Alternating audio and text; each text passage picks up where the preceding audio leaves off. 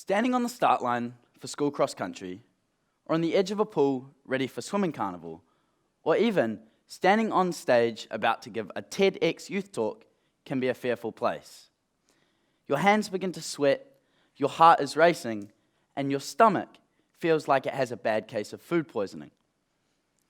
You're wanting to perform at your best, but how can you when you feel like this? Fear has two meanings: face everything and rise, or forget everything and run.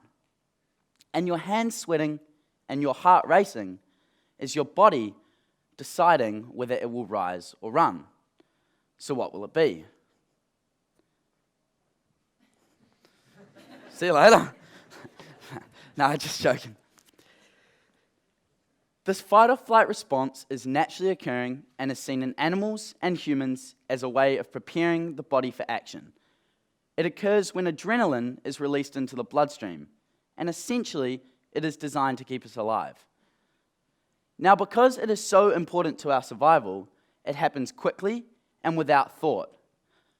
This is great if we find ourselves in real danger, but more often than not, we experience this in a safe environment. My life isn't in any real danger right now, or at least that's what I'm trying to tell myself.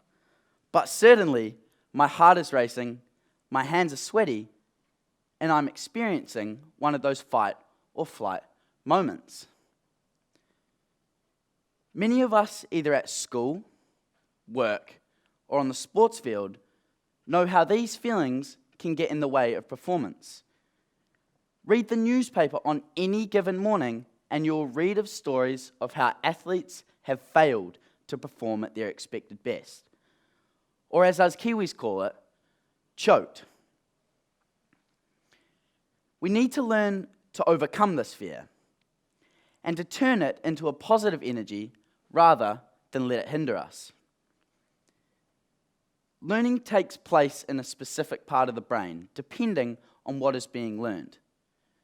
When we learn a new skill, the neurons that are responsible for that skill communicate with each other.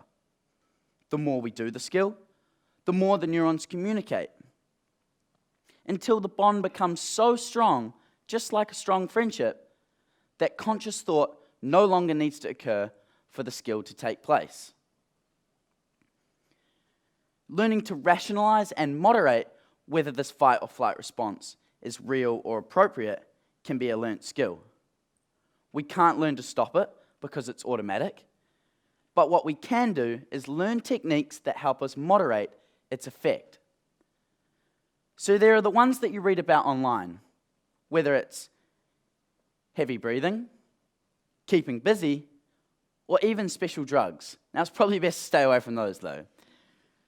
But by breathing slowly, you signal your brain to slow down, relax, and decrease the release of adrenaline, but increase the release of endorphins, which are another group of hormones that have a positive and calming effect on the body. Keeping busy is another great technique.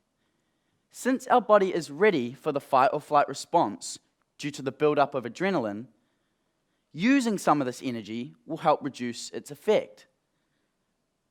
So a quick 10 star jumps will work wonders when trying to bring the body back to a calm state.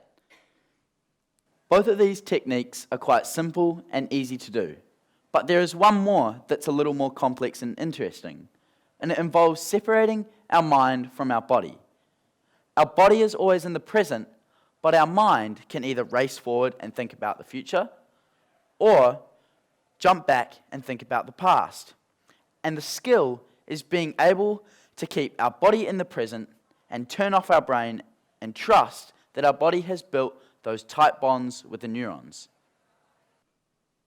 We grow up being reminded to stop and think. And yes, in some situations, we do need to think. But standing on the start line, or doing something the body has done lots of times before, shouldn't be some of them.